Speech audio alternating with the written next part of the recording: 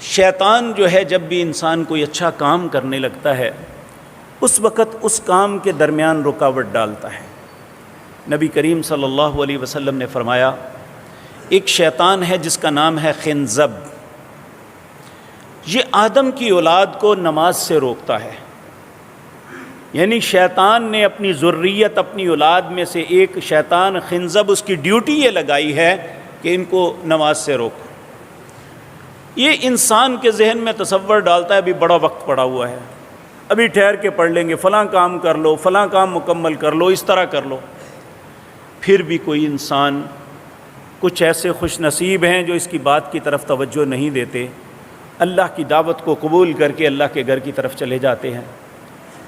تو اس وقت جب وہ وضو کر کے، اچھا وضو کر کے نماز کے لیے اپنے دونوں ہاتھوں کو بلند کر کے ہینڈز اپ ہو کے